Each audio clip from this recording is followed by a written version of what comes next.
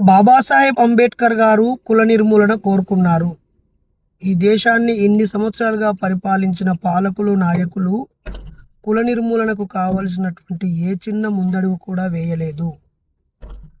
కుల నిర్మూలన కోరుకునే వ్యక్తిగా ఈ దిశగా మందకృష్ణ మాదిగ అన్న ఏదైనా ఉద్యమాన్ని చేపడితే నేను తనతో కలిసి నడవాలని నిర్ణయం తీసుకున్నాను.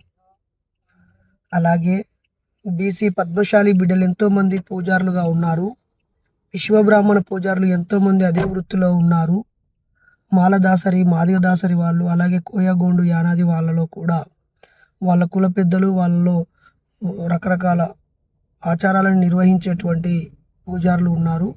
వీళ్ళందరినీ పూజారులుగా గుర్తిస్తూ పూజారులకు అందించే గౌరవ వేతనాన్ని లేదా ధూపదీప నైవేద్యాన్ని వీళ్ళకు కూడా సమానంగా అందించాలని కోరుతున్నాము.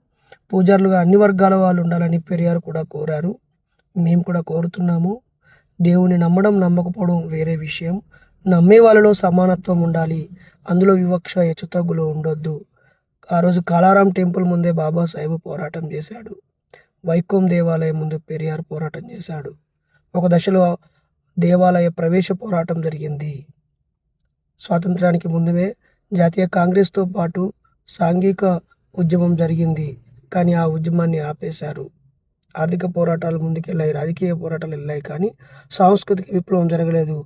అందువల్ల ప్రజలు చాలా సులభంగా మోసపోతూ, ఎదురులను నమ్ముతూ, అనుకరిస్తూ ఇబ్బందుల పాలవుతున్నారు. ఈ దేశ అనైక్యతకి ప్రధాన కారణాల్లో కులం ఒకటి. ఆ కులం నిర్మూలన కోసం జరిగే ప్రతి చిన్న ప్రయత్నం కూడా విలువైనదే. కాబట్టి మందకృష్ణ మాదిగ అన్న ప్రకటించిన ఉద్యమానికి మూఢనమ్మకాల నిర్మూలన సంఘం నుంచి పూర్తిగా మద్దతు తెలియజేస్తూ ఉన్నాం. అన్న దీనిపై ఏదైనా ఉద్యమ కార్యాచరణ చేస్తే కలిసి నడుస్తామని తెలియజేస్తున్నాం. జై భీమ్, జై ఇన్సాన్.